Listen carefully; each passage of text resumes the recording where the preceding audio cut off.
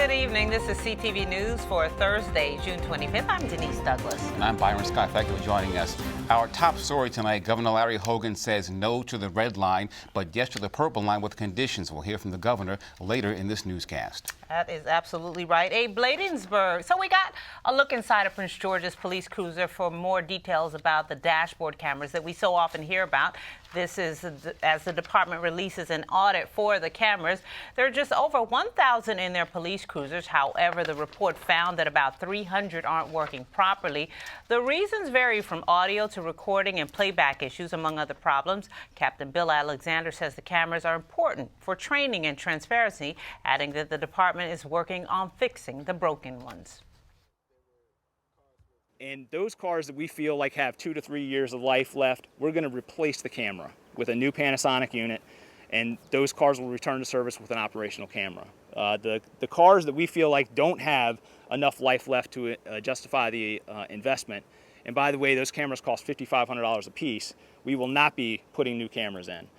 What we are going to do is we're actively seeking now, and we anticipate in the very near future concluding a contract to have a custom contract employee work for us probably for about a year. And he's going to begin removing cameras that we know do not operate from cars that have malfunctioning cameras, and then begin pooling those parts together in an effort to hopefully repair some of the other existing cameras. The police department is also considering having their officers use body cameras. A pilot program is expected to go into effect for that very soon. A Bladensburg woman will be locked up for a long time, 24 years, for running an illegal assisted living facility and taking advantage of vulnerable adults. 33-year-old Zainab Kamara would search hospitals, shelters, and rehab facilities for adults with nowhere else to go and promise them care, according to authorities. Then she would take them to her apartment where the conditions were poor. There was no heat, barely any food, and roaches everywhere. Kamara would end up stealing the victim's belongings, money, and credit cards. Here's what the state's attorney had to say about today's sentencing. We sure hope we never see a case like this case before, taking advantage of vulnerable individuals. It was just unthinkable, despicable, horrible, but she will pay dearly for this. And again, the message is we're paying attention. If we find it, we're going to investigate it, and we will punish it as severely as we can. In addition to economic losses, many of the victims suffered emotional distress from Kamara's treatment. And President Obama scores a big win today after the U.S. Supreme Court votes 6-3 to uphold Obamacare subsidies nationwide. The ruling in King versus Burwell should come as a huge relief to the president, who had expressed irritation that the court had even considered the case. Because of this law.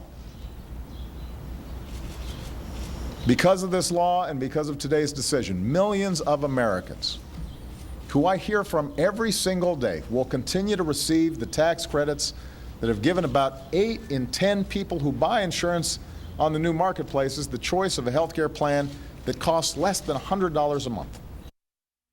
And more than 6 million people in more than half of the U.S. could have lost subsidies if the vote had been different.